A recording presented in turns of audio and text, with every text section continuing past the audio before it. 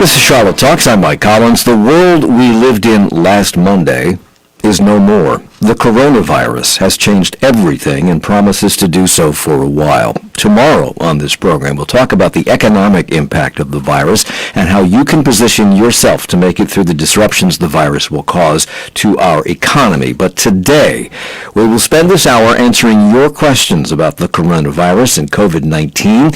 As Governor Cooper said on Friday, people are worried about what all this means for their families, their jobs, their incomes, and their communities. And last Friday, we asked you to begin submitting your questions, and boy, did you respond. We have pages of them, and we'll get to as many as we can. You can also send questions right now through email at charlottetalks, WFAE.org. Get to us through Twitter at Charlotte Talks or through Facebook.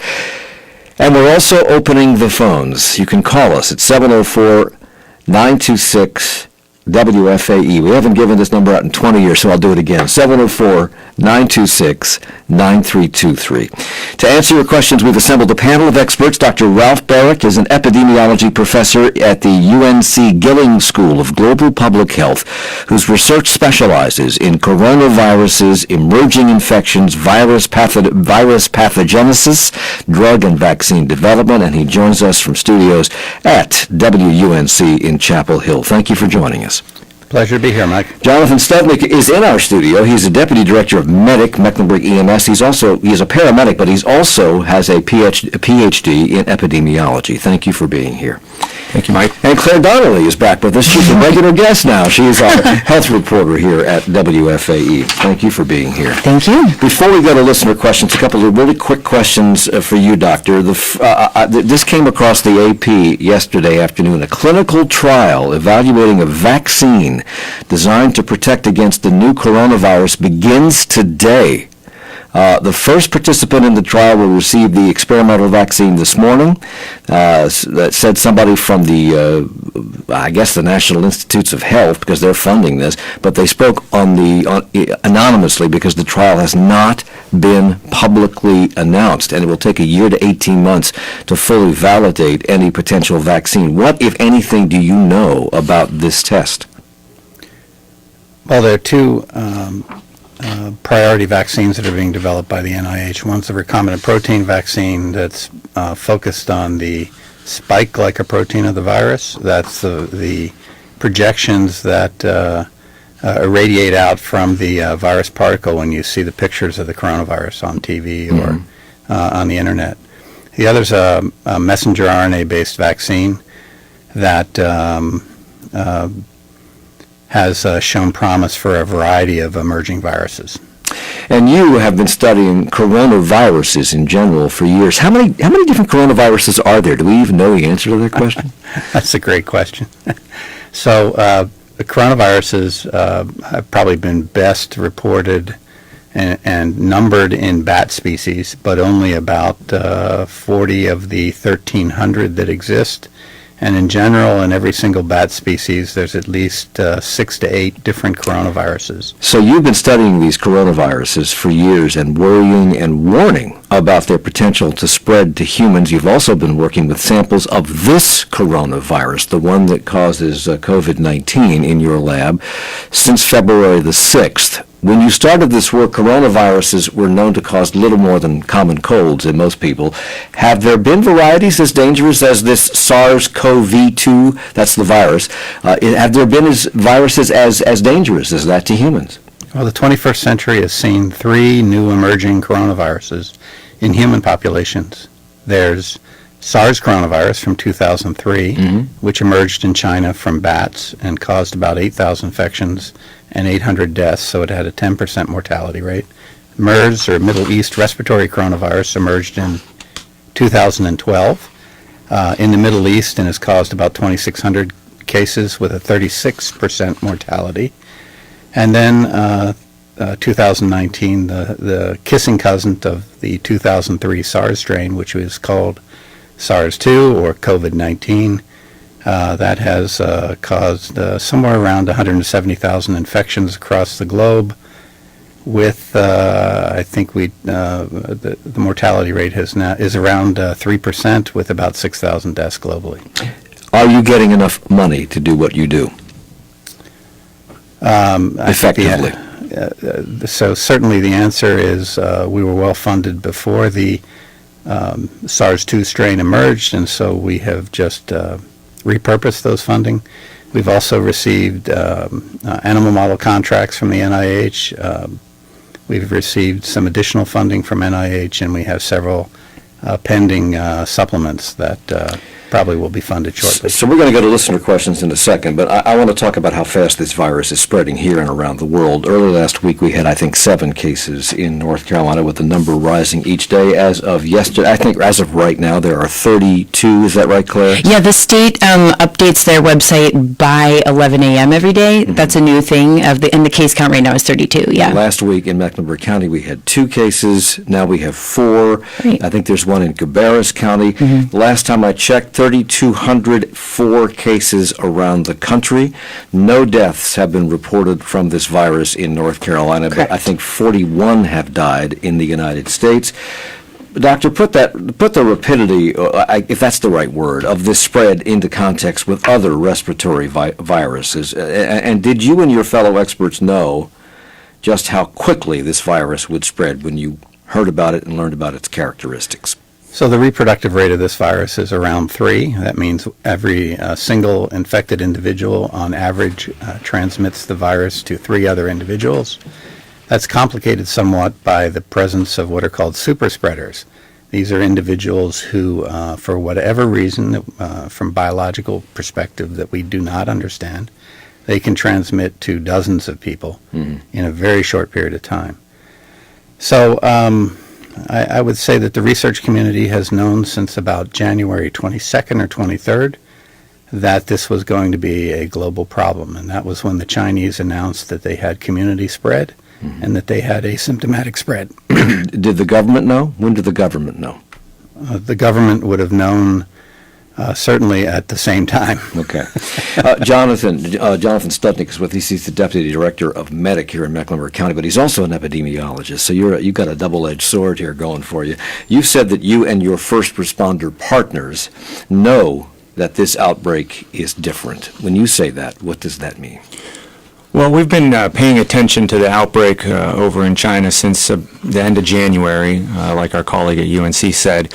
And we know that we have to pay attention to these types of outbreaks very differently than our standard infectious diseases that we deal with every day due to the lack of immunity within the population. We have to take precautions to protect not only the public, but we have to protect our responders so that we maintain adequate staffing to all county services through this outbreak, first responder services being just one of them. We've been hearing, the public, lay people have been hearing about this for months, obviously because of China, and none of us, I don't think, and I think I still don't understand how serious this is. I think we haven't gotten our heads around it yet, but last week, things started to be canceled en masse. All these basketball games and Broadway shut down, and over the weekend, church services were canceled. The police were going through the French Quarter in New Orleans in cruisers telling people to go home, get off the streets, get out of the bars. Mayor de Blasio in New York City is said to be considering a lockdown. I think no restaurants can open. They can only have takeout. All of that might be necessary, but all of this is happening at breathtaking speed. Why have we gone? I'm not sure which one of you to ask this, Jonathan or maybe Dr. Barrick. Both of you can take a stab at this. Why have we gone from life is normal to in 6 days, life is new, different, completely different? Let me take a stab at this first. And, I think there's a call to action that some of you may have heard on the news or social media. And what we are attempting to do today is flatten the curve. Right? And so I want folks to think about that visually as we talk about this. We have a couple of options as we live with this new virus in our community. We can be passive and let the virus sweep through like a wave through our community, and that's going to overwhelm our resources. Our hospital beds are full with patients that have the flu or normal conditions that need hospitalization today.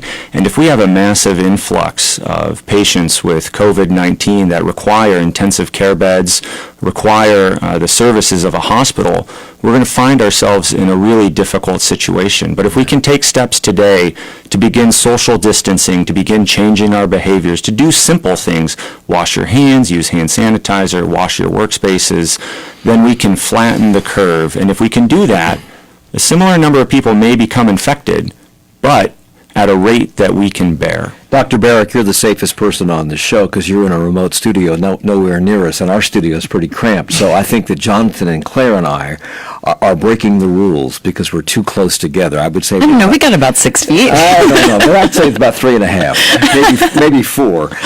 But this virus is spread, is it not spread by touching surfaces, or can you get it simply talking to somebody too close if they happen to have it? So the main mechanism of spread is through large droplets. Okay. Large droplets, when you cough or sneeze, have a tendency to be too heavy to remain in the air for a long time. And so they settle on surfaces, and then they're picked up on your hands or your fingers and then typically inoculated into your nose. Since I can't remember the number of times that human beings put their fingers into their nose. But it's a lot. Hold on a second. That's right. Only on NPR. So the fact that everything is closing and life as we know it has completely changed, Claire, this it would seem to me to be a good thing because it really has gotten people's attention. I think that what really got people's attention, who maybe only casually pay attention to the news, don't consume any news at all, is March Madness is canceled. Right. So Yeah. from your reporting, do you know what the impact of this has been on people's consciousness about how they should act in the new world? Yeah. I mean, I think everybody is sort of now starting to say, oh, even though like millennials are getting the brunt of this, as we often do, but now but it's like, you as a millennial might have it with mild symptoms, you might not get severely sick, but the question is, who could you then pass it to, right? As my colleagues have been saying, if you, if you're going to be infecting 3 people, right, then that is like going to exponentially increase. So trying to be careful about where you're going, who you're seeing. And there's talk, you're right about New York is closing bars and restaurants, takeout only. Chicago, similar thing. I think people are starting to take public spaces, large crowds very seriously. So let's get to the listener questions. Maggie on Instagram, please talk about common symptoms and the key things we should look out for. Are there ways to distinguish COVID-19 symptoms from the common cold or the flu, for example? Doctor. Oh, this is for me. Yeah, it can be. No problem. And you have about 40 seconds. So the principal symptom is fever over 100 degrees, followed by a dry cough, a feeling of not being able to catch your breath. Those are the 3 predominant symptoms. Some people, a small percentage, will have diarrhea. But I think that pretty much covers the major symptoms. So those symptoms would not be present with the flu? Those symptoms are oftentimes present with the flu. The main difference being that you have much higher mucus secretion. Okay. So you'll cough material up when you start coughing. So we're coming right back from this break, and when we do, we have a ton of nothing but listener questions to get out of the way, and we'll get to as many as we possibly can at Charlotte Talks on WFAE. Support for Charlotte Talks comes from WFAE members and Providence Day School, offering nearly 200 summer camps in various disciplines with morning, afternoon, and full-day programs available. More information at providenceday.org/summer. Well, tomorrow on this program, the coronavirus will continue to be a topic. It is a health threat. Certainly, it's a massive disruption to business and the economy as well, and markets have been reacting by dropping precipitously, and with commerce shutting down, possibly for weeks, maybe months, maybe more. Workers will be thrown out of work, businesses may not survive, and we may be looking at a new Great Recession or worse. What is the possibility of that? How should you be approaching your investments? We'll talk about that with three economic experts tomorrow at 9.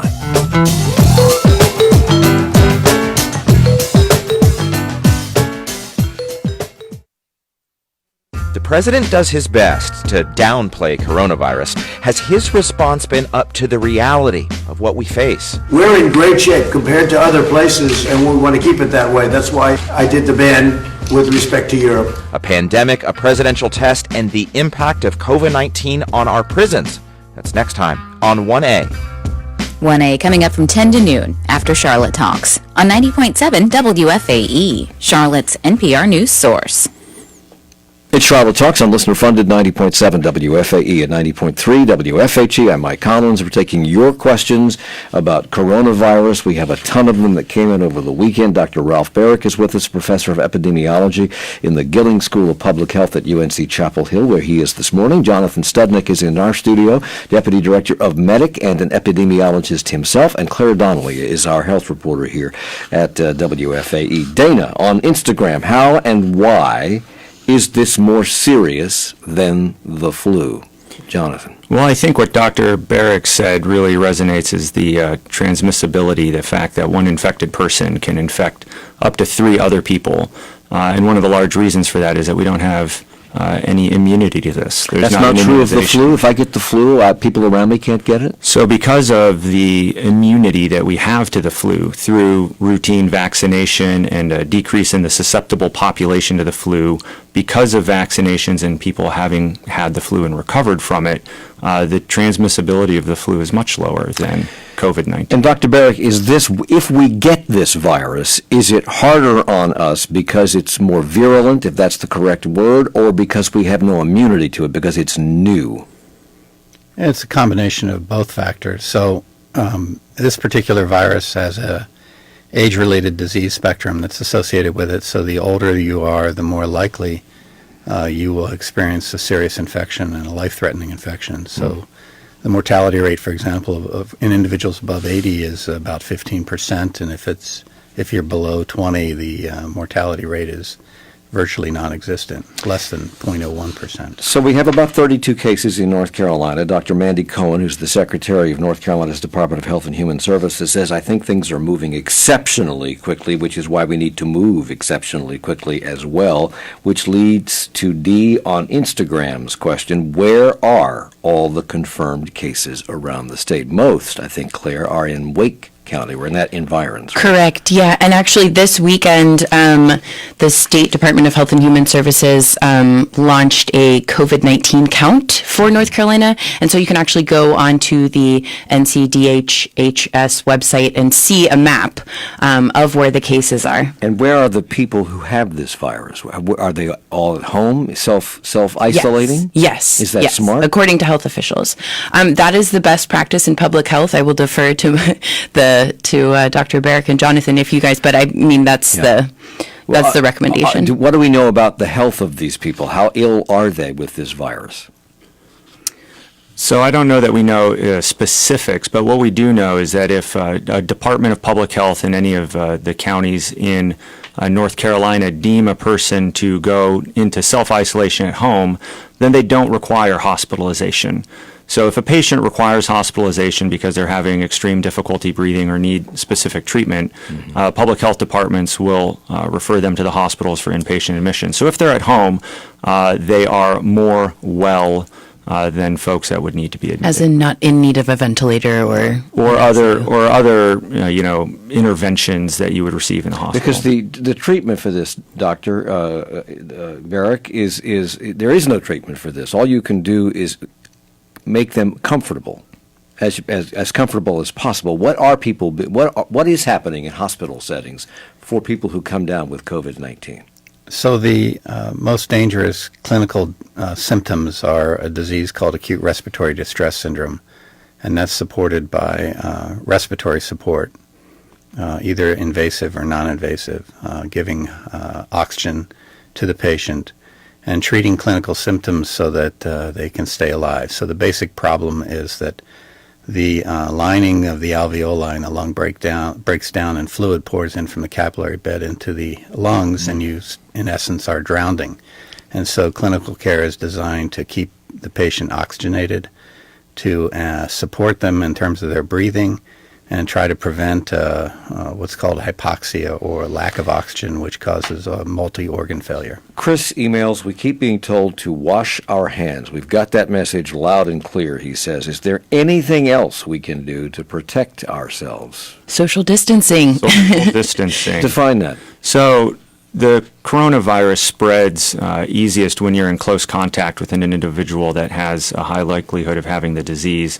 And close contact is within 6 feet.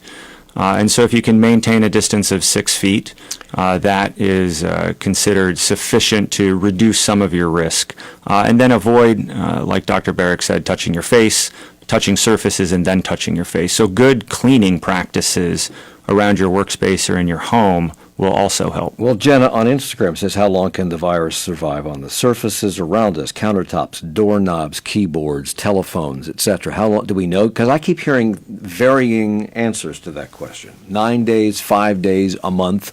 That's what I've heard. So what is the answer? So I've read a little bit of the literature on this, and I think that the difficulty with a lot of the science around coronavirus is it's still evolving because it's very new. The last literature that I saw last week, published by the NIH, indicated that coronavirus on different non-porous surfaces could be around for a day or 2 days, if not wiped. I'd defer to Dr. Barrick if he's heard anything more. Let me ask a question about washing your hands, Dr. Barrick. It's the things that you touch to turn the water on are non-porous surfaces, the handles that on the faucet. If you turn the faucet on to wash your hands and you sing Twinkle, Twinkle, Little Star twice, which is, I think, 20 seconds of washing your hands, and then you've rinsed off the water, and then you touch the faucet handles, aren't you recontaminating yourself? Use a paper towel. Use your elbows. Mm-hmm. Okay. A lot of faucets are motion activated. So That's nice. these viruses are not alive.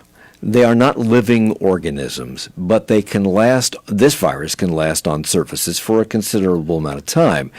Why?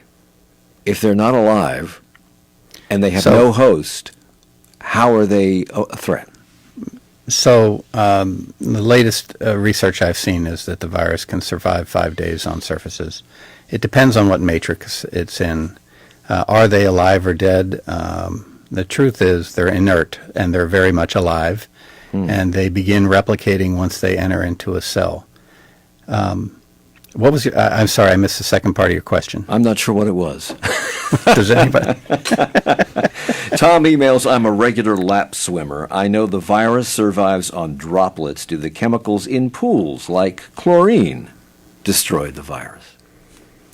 Well, I know that our cleaning procedures for the equipment we use as first responders, we use a mixture of 1 to 10 bleach, which is very effective at viruses. However, I would caution you to not swim in a pool that is consistent of 1 to 10 bleach, as that might be very irritating. And so to speak largely to what composes a pool, we have seen literature that says it's not a waterborne disease, but then I would consider your exposure getting in and out of the pool using a shared locker room, all of the surfaces that are in a gym as part of your exposure outside of just the water that you're swimming in. And one of the dirtiest things that all of us handle every single day, billions of times a day, are your cell phones, which cannot be cleaned with a lot of commercial cleaners. Apple is recommending that you can use Clorox wipes on your phone. Samsung has said nothing about how to clean your phone, but you should clean your phone. Yeah, I just Cloroxed mine this morning. But it's Clorox and some of the other cleaners that they're recommending you clean countertop surfaces and can damage your phone screen and the back of your phone and some of the ports in your phone. So read up on it because you don't want to waste a $400 phone or whatever is a terrible thing to waste.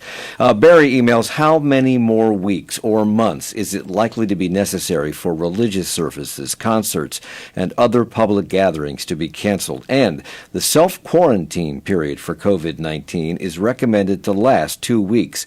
Is the total time of quarantine the time someone is symptomatic plus 2 weeks after the person is symptom-free, or is it 2 weeks from the start of symptoms?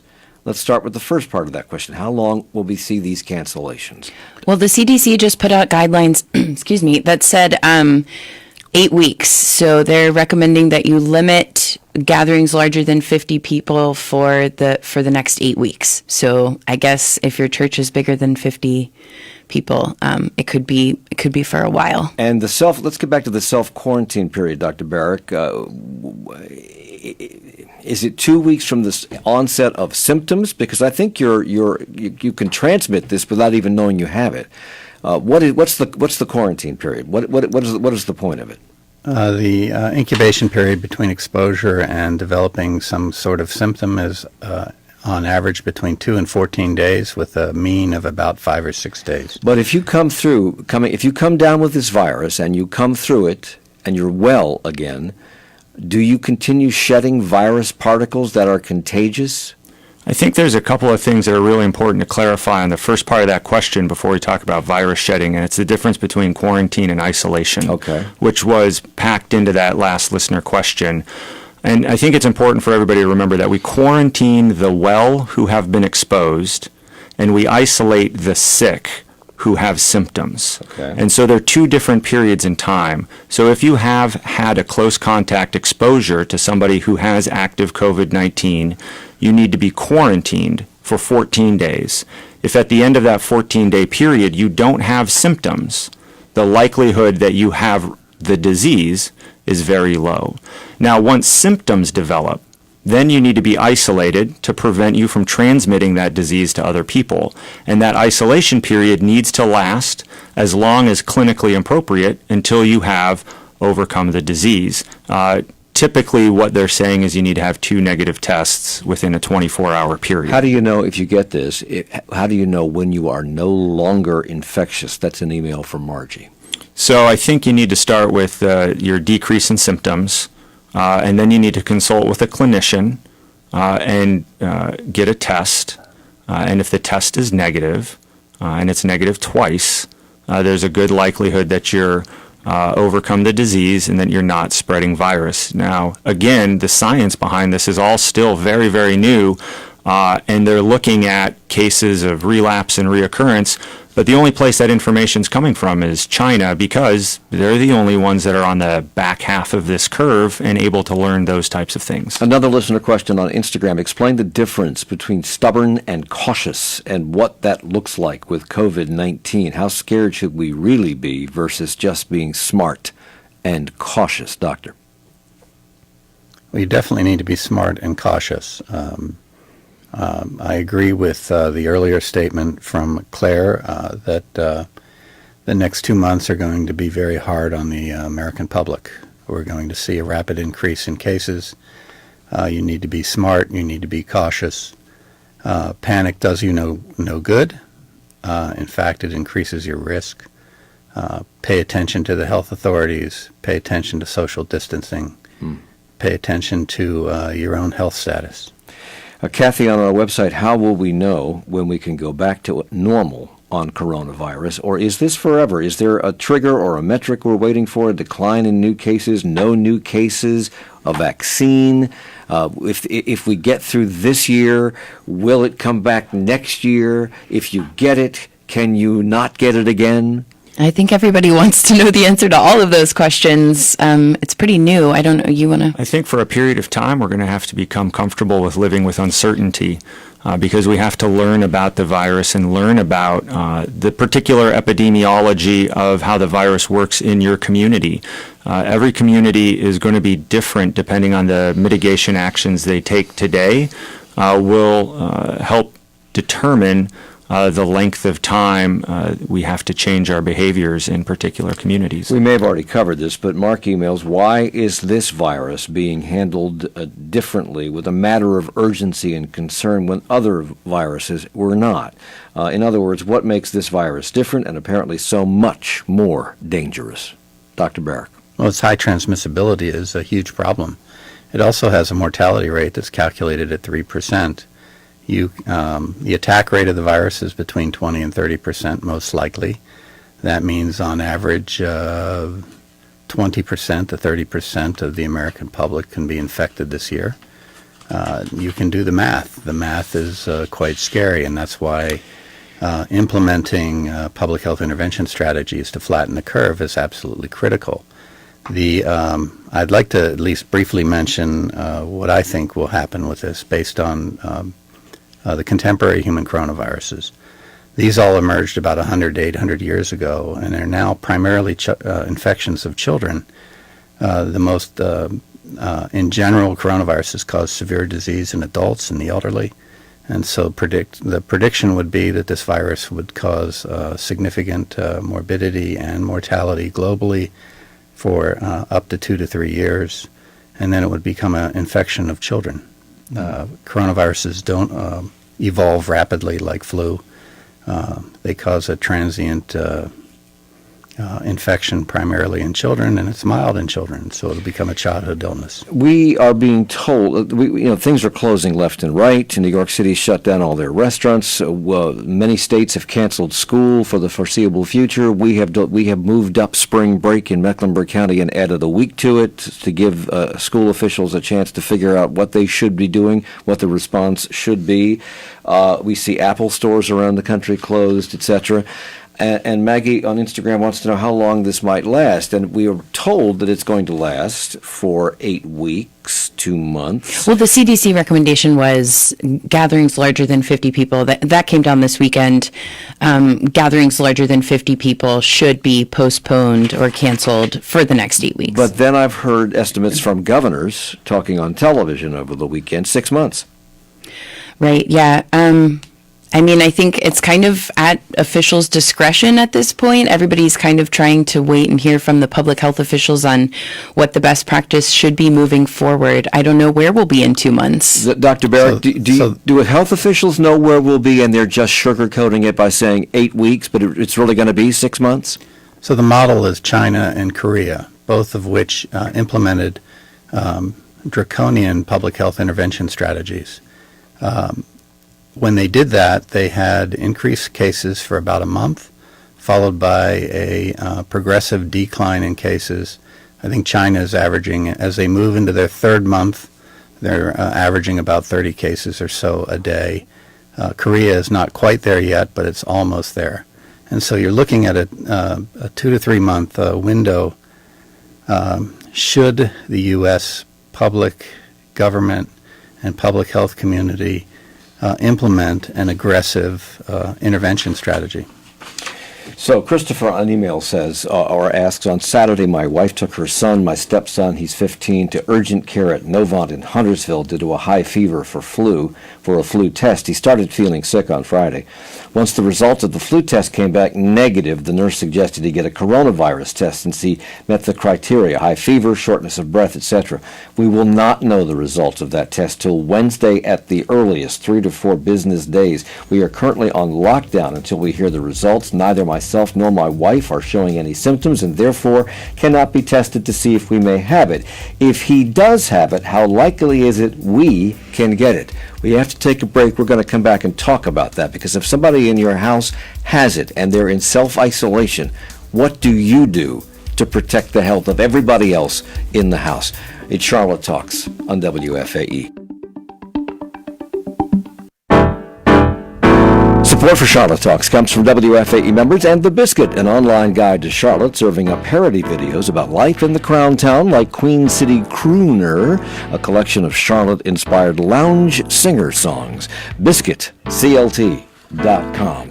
Businesses, schools, events, many communal spaces have been affected by the spread of coronavirus in the United States. Americans are being advised to avoid them in order to slow the spread of COVID-19. But what happens when avoidance is not an option? How are U.S. prison officials planning for outbreaks of COVID-19 in the penal system?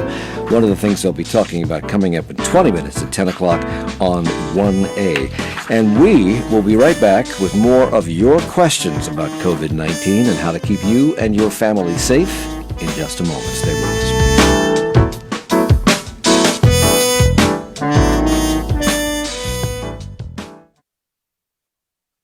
How much can you really glean from a headline? Sure, you'll get some who's and what's, but you probably won't be able to hold a conversation that goes beyond, yeah, I heard.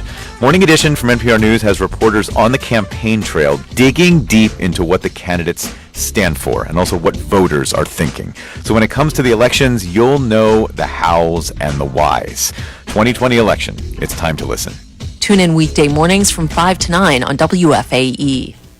It's Charlotte Talks on WFAE and WFHE. I'm Mike Collins with Dr. Ralph Barrick, Professor of Epidemiology at UNC Chapel Hill, Jonathan Studnick, Deputy Director of Medic and Doctor of Epidemiology, and Claire Donnelly, our healthcare reporter here at WFAE News. We're taking listener questions. We just read one from Christopher about taking his son, or stepson rather, to get a test at Huntersville for the flu. It turned out negative, and so they had him tested for COVID-19, and that test will come back on Wednesday. So in the meantime, what does the rest of the family do? Because his wife, he says, has been in constant contact with her son since he started feeling ill. He says, I've been keeping comfortable distance from my stepson, but I'm in close contact with my wife, but currently we are not kissing. What do you do if somebody comes down with, or you think they have the symptoms, or they actually have COVID-19? Somebody has to be the caregiver. What do you do in the house? So I think this comes down to a question of preparedness. And over the last couple of weeks, we've been talking about preparedness in the community for a pandemic. And we've seen folks going out to the grocery store and buying up all the toilet paper and putting canned goods on the shelf. And what we need people to be thinking about is an answer to that question specifically. How are you preparing your household to have an individual live within it, isolated? And so it's best if you have a multiple room house to be able to isolate the individual in a single room. When they're in that room, they can exist just fine. If you need to interact with them, that person needs to put on a surgical mask or a face shield of some sort. The ill person needs to put on a surgical mask. Keep your distance as they go out of the room. If they need to go use the restroom, go into the restroom, and then have that person wipe down all the surfaces and clean everything and go back to their room. If they need to be delivered food, leave food outside of their door, let them know it's there, have them open it up after you've left, and take the food out. It's really difficult, and it's going to be difficult for people who have multiple folks in a one-room apartment or a small condo. But for those that have the ability, you can isolate safely if you follow some common sense practices around distancing. When you get the normal flu, you don't feel good enough sometimes to walk to the bathroom. You feel so awful. So this is supposed to be worse on magnitudes of bad feeling. Really, can people get out of bed to pick up the food that's left outside the bedroom door and eat it and then put the food back and then clean all the surfaces in a bathroom? Are they going to be well enough to do that? So you need to make smart choices as a person that's a caregiver for with someone with this virus, and you're going to have to do the best as you can as a family member or a partner with that person. If that's not possible, you can wear a face shield yourself when you have to walk in and interact. That might lower your likelihood somewhat. I wouldn't recommend doing that all of the time. It's not very protective when you're out and about. Everybody's talking about getting masks and washing your hands. What about gloves? So gloves, if you're touching surfaces, so if you have to be the individual to clean up after someone that's isolated, if you wear gloves, you can limit the likelihood that you're then going to touch your face with dirty hands. Just don't touch your face with the gloves on.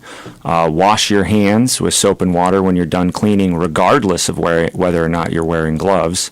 And if you follow basic hygiene principles while taking care of patients, you can lower your risk.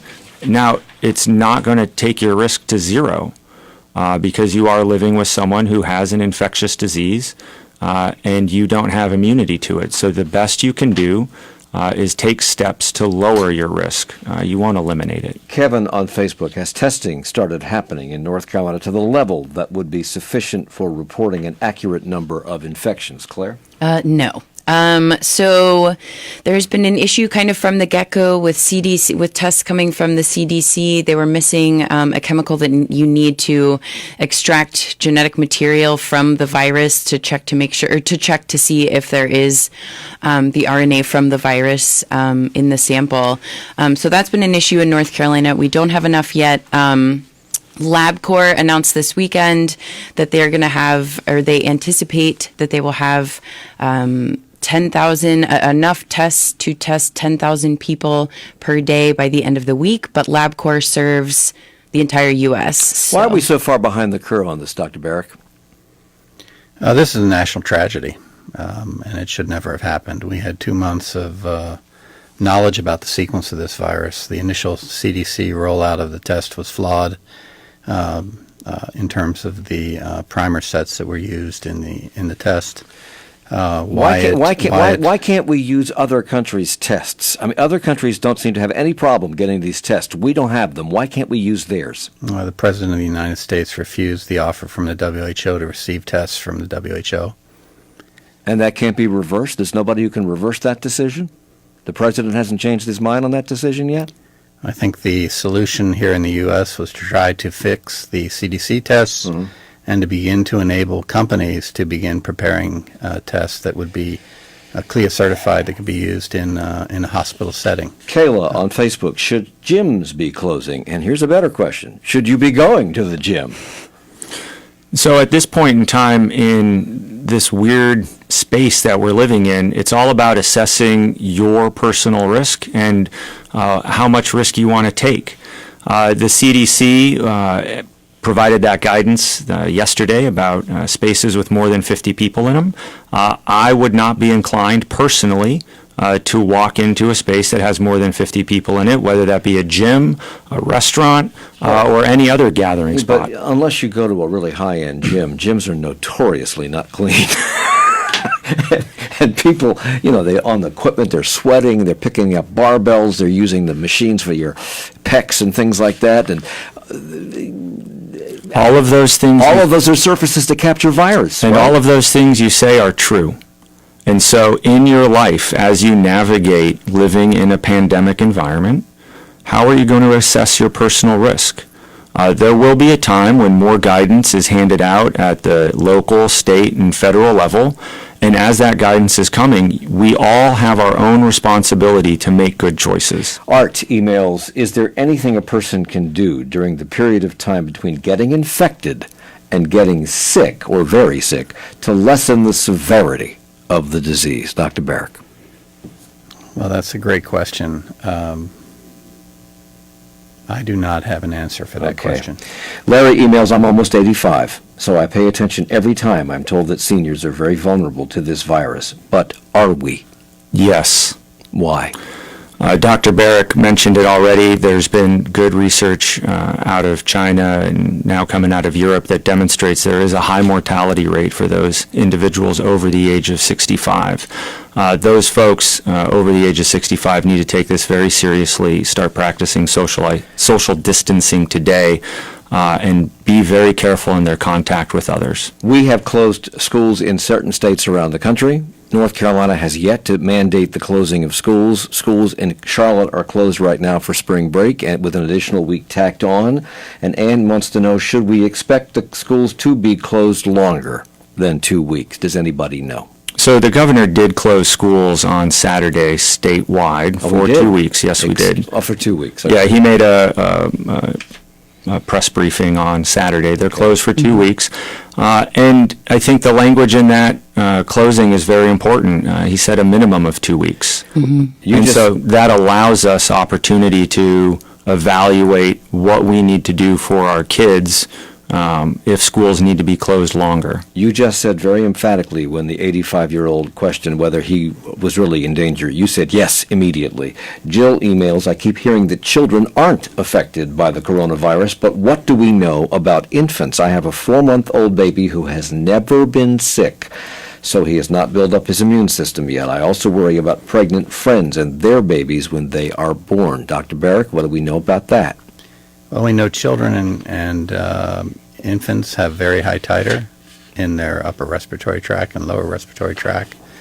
We know that there's been very, very few, if any, cases of mortality in infants and young children, unless they had some sort of underlying comorbidity, respiratory function, cardiac function, or some other clinical manifestation that made them more vulnerable to serious disease. In general, they get sick, they have serious pneumonia in their lungs, but they don't act sick, they don't look sick, and they recover.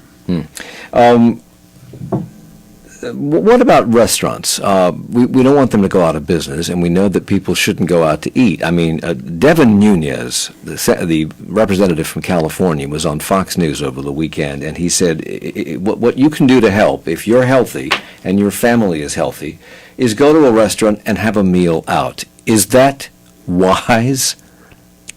I mean, it kind of goes back to I don't know if that was before or after the CDC put out the more than 50 people guidance, but I think, use your, best judgment. I would say also takeout is a great option. What about delivery? Well, we have an email about takeout. Elena on Facebook has the question been asked about takeout from restaurants. Is it safe? Because somebody has to handle the food, they have to handle the containers, they have to handle the bag it's put in, you have to walk into the restaurant to get it, or if you're having it delivered, they have to hand it to you or put it on your doorstep. What about that? 6 weeks ago, I saw an image come out of China that had delivery food with an order receipt on it, and on the receipt it had the temperature of the driver, it had the temperature of the cook that prepared the food, and I looked at that image and I said, wow, what a world they're living in. I can't imagine that happening here.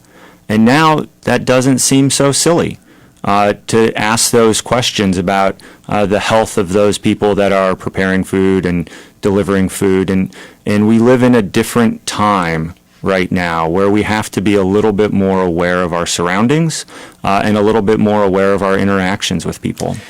Just a general comment from Eliza on Facebook. I work in a call center as a health benefits consultant, and people all over the country are calling to get some kind of coverage in place. Things are getting serious when healthy people in their 20s are willingly calling to get health insurance. D on Instagram, if they tell me to stop going to work, how will I get paid and be able to pay my rent and other bills? The president announced a bunch of stuff over the weekend. The federal government stepping in certain situations. Does it cover everybody? I think that's kind of an ongoing process, right? That's a question that everybody's kind of waiting to see, what systems can be put in place to protect those people. Okay. I believe there's a loophole for large companies that employees who are employed in like Amazon or Walmart are not covered by that package. Angela on Facebook says, please encourage healthy people to donate blood. We have a lot of drives canceling and need people to continue to give to maintain the blood supply. You're a medic person. Is that a good idea? So I think that if the answer to that question is if you're healthy, you're certain you haven't been exposed. And, there's a lot of services that we need to continue to figure out how we're going to operate. Blood drives, blood donations are important. So is feeding the hungry. So is sheltering the homeless. So is providing services to other disadvantaged in our communities. And we might have to do that differently for some period of time. Jonathan, I think this one needs to go to you. If someone believes they have the virus and needs to call medic for transport to the hospital, what information should they be giving to 911? Thank you for that question, Mike, and I'm going to answer it in two parts. First part, if you do have an emergency and you need to call 911, please do, and we'll talk about that process. If you just have a fever and a cough and you're not short of breath, try to seek care some other way through your physician phone line, through a nurse advice line, or through telehealth. But if you feel like... How do you get through to all those things? So start with your physician's office and ask for their nurse advice line. Get those numbers on your fridge. This is all part of preparedness today. Investigate through your health insurance. What other types of options for remote care do you have? And those folks, like the woman talking on the phone, they're the experts in guiding you through care to make sure you can access care in different ways. Now, if you do feel like you're having an emergency and you call 911, we'll ask for your telephone number, your address as normal, your chief complaint, and then once we identify what your chief complaint is, we're going to ask you 3 questions. We're going to ask you if you have a fever, if you have a cough or shortness of breath, and if you have done any international travel in the last 14 days.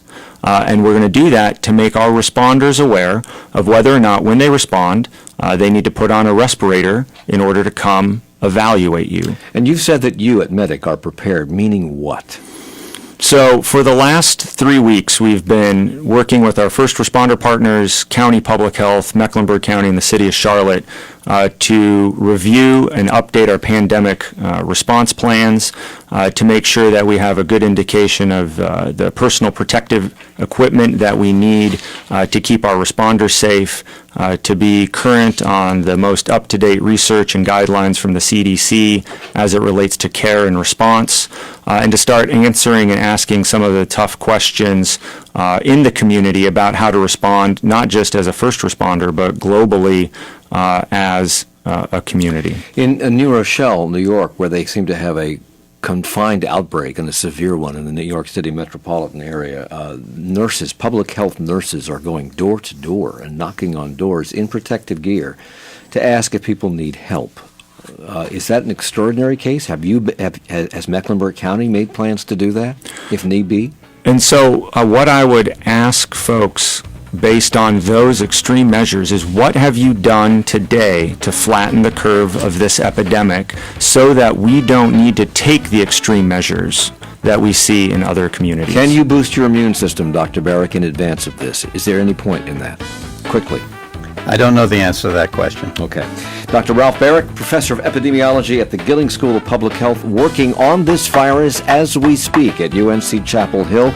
Jonathan Studnick, Deputy Director of Medic and a Doctor of Epidemiology, and Claire Donnelly, our healthcare reporter here at WFAE News. Thank you all for joining us.